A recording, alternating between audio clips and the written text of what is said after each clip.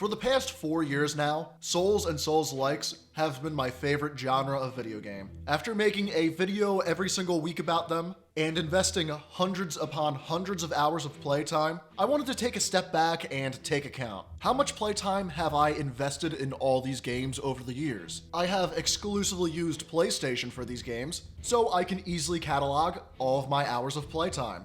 And what I found was quite a bit surprising. It's strange how with some of these games I remember playing so fondly and being enraptured by them for weeks on end, I honestly don't have that much playtime in. So let's dive in and see in detail where an Elden Ring obsessive spends all of their playtime in this genre. I know everyone's gonna be able to guess number 1, but spot 2 and 3, I would not have even been able to guess for myself. At the end, I will tally everything up and show some basic but rather intriguing stats about my time with the genre. Of the 14 games I've played, the 14th place ranking with only 14 hours of playtime is Remnant from the Ashes. I got this game for free well over a year after I already played the second game, so I knew I wasn't going to be doing much more than a single playthrough, getting the feel of it, and seeing where Remnant 2 came from, which will be on the list much later. It was fun while I played it, but I don't know if I'm going to be putting any more hours in this one.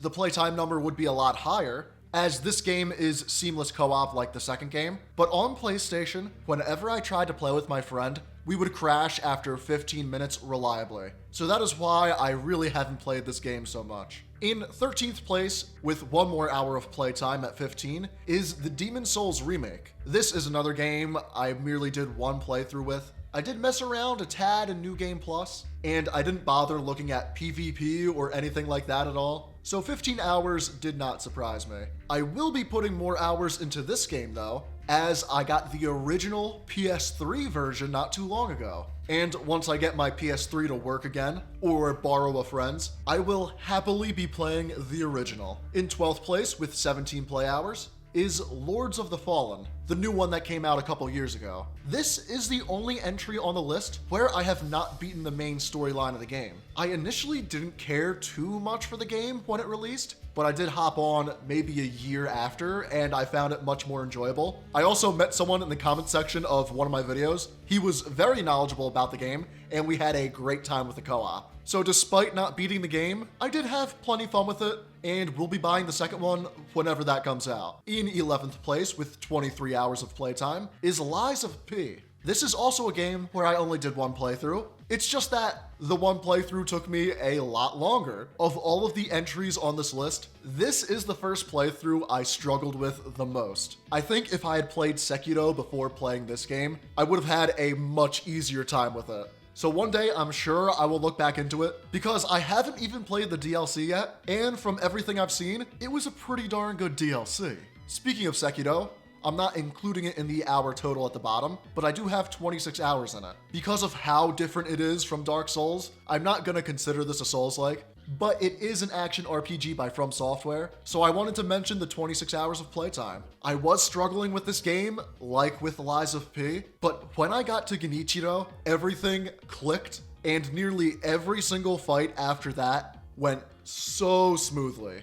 At the end, Ishin took me some 35 tries, but with each one of those 35 tries, I learned something new and got better at the fight. Throughout all these games, that was the least frustrating and most rewarding long time I spent trying to beat a boss. In 10th place with 32 playtime hours is good old Dark Souls 2. This was another struggle fest on the first playthrough, and immediately after it, I really didn't like the game. But on my second playthrough, I picked up the rapier right at the beginning of the game and had a much better time with it. So if you're playing Dark Souls 2 and want an early game weapon that you can easily use all the way until the end, use the rapier and I think you'll have a much easier time with the game. Above that, in 9th place at 39 hours is AI Limit, a game I am currently doing a playthrough of, so this number is already outdated. I made a video about this game a couple weeks ago. It's not that long, not too flashy, but it has a nice post-apocalyptic vibe. It has this addictive, no stamina using action RPG combat loop that I cannot get enough of. This is the first game on the list that I have the Platinum Trophy for, and I haven't even played the DLC for it yet. So these hours are gonna go way up. Another game I'm not including for the total, but is made by From Software, Armored Core 6. If you like From Software's games and you have not played Armored Core, please change that. I have 41 hours in this game, and all 41 of those hours were amazing. I don't want to harp on it for too long, but please play Armored Core. Next is another Dark Souls game, Dark Souls 1, with 46 hours. I have multiple full playthroughs of this game, my favorite one being with the Zweihander. That was for my first time around, and I do not regret that at all. One of my favorite first playthroughs of any of these games. And I did a fair share of co-op in Dark Souls 1 as well. Unless I feel the need to grind dozens of hours in this game for some build video I make way down the line, I don't see myself touching it too much, other than maybe to replay it every couple years or so. With a bit of a leap, we have the final Dark Souls game, Dark Souls 3 at 7th place with 84 hours. This was my first Souls game, and my first playthrough took a lot longer than it should have. But I do love this game. I have multiple completions of it. Gale is still one of my favorite boss fights of all time, so I'm quite surprised I only have double-digit playtime hours in this. Maybe there's some hours not carrying over from my previous PlayStation, but when I really think about it, 84 does sound about right. I never got invested in PvP or anything like that, and the game is quite linear. Unfortunately, a fair amount of those hours were spent trying to grind for that Platinum Trophy. All in all, I kind of regret getting the Platinum Trophy because that was infuriating. I got it over 2 years ago now, and I have barely touched the game since. I hope I never have to kill another Silver Knight on the stairs to Anne Orlando ever again. Now, in 6th place, we're gonna find something weird. Code Vein 2 at 90 hours. Now, you may be asking me, hey JerseySide, didn't this game only come out 3 months ago, and you already have more playtime in it than Dark Souls 3? The answer is yes, because I really like this game. This is a build crafting channel, and the build crafting in Code Vein 2 is quite in depth. So a lot of my time in that game is messing around with builds. I already have multiple playthroughs of it, even though it came out in January, and there are several more to come. I've also been using this game as background footage for the second channel, so that's another excuse to keep playing it, even if I'm not making a build video for it. There will be DLC coming out for this game, so those hours are only going to balloon further. Now, 5th place is Bloodborne. 130 hours. With all the time I spent with this game, not just getting the Platinum Trophy, but doing runs after the Platinum, and exploring all those different Chalice dungeons, I am surprised it's this low at 130. But I gotta say, I am in love with Bloodborne. I'm excited that there's a movie coming out, who knows when, but before it does, count on me making some build videos for this game, because the release of a movie is a great excuse to get back into this gem. In 4th place, we have another newer release, Elden Ring Night Rain, at 139 hours. You can assume everything from here on up I have the Platinum Trophy for, and Night Rain took me the longest of all of them, because I could not find that Augur invasion for the life of me. At least 15 of these 139 hours were trying to find that Augur invasion. At the end, I resorted to looking up seeds, so I knew if I should keep playing the map, because all I wanted to do was get that invasion and therefore the Platinum Trophy. But I still played plenty after that. The Dreglord is one of the coolest bosses of all time, as is Hjolster. However, it is a shame that no new content is coming out for Night Rain. I would have loved to see so much more in this game, but hey, I have a PC, and if there's one game that gets me to go from PlayStation to PC, it would be Night Rain, so I can use some mods on it and get much more out of that experience. And in the number 3 spot, with 204 hours, is Code Vein. This is quite the interesting stat, because if you add up my entire playtime throughout the Dark Souls trilogy, we get 162 hours. I have 42 more hours in Code Vein 1 than the entire trilogy. And you know what?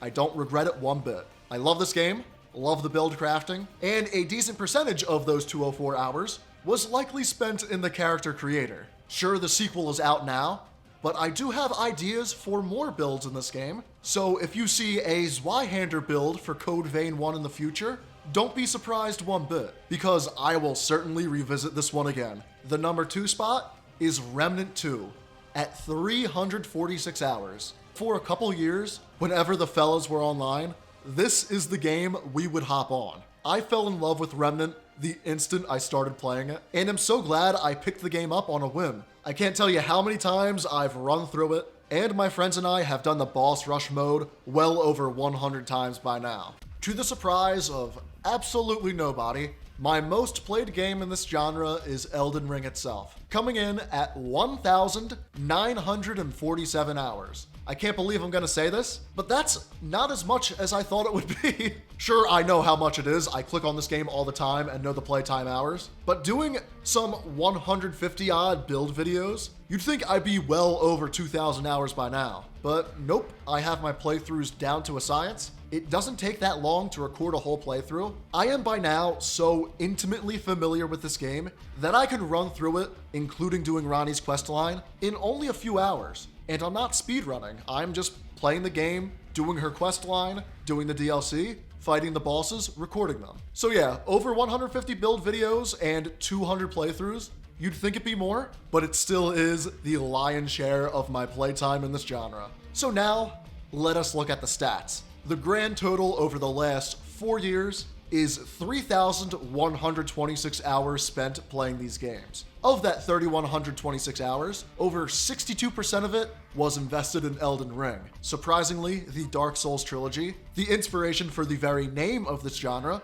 only holds a little over 5% of my playtime. Then we have Code Vein 1 and 2, collectively being 294 playtime hours, and with the way I'm playing these games, will soon be more than double all of my playtime in the Dark Souls trilogy. I like Code Vein quite a bit. If we combine Remnant 1 and 2, that is 11.5% of the playtime hours at 360. And if you combine the playtime for Elden Ring and Elden Ring Night Rain, you get 2/3 of all the playtime. And that is how an Elden Ring obsessive has spent the last 4 years with Souls-likes. Do be sure to let me know in the comments down below if you have any strange playtime stats. I think having more time in Code Vein than the entire Dark Souls trilogy is pretty funny. I don't know if there's many other people that can claim that, so be sure to let us all know any anomalies with your hour counts. This was more of a chill video this week. Expect to see something much more normal for next Friday, where I will have another Souls-like or build video, much like I have every single Friday at 5 p.m. Eastern Time. So be sure to like and subscribe to The Jersey Side.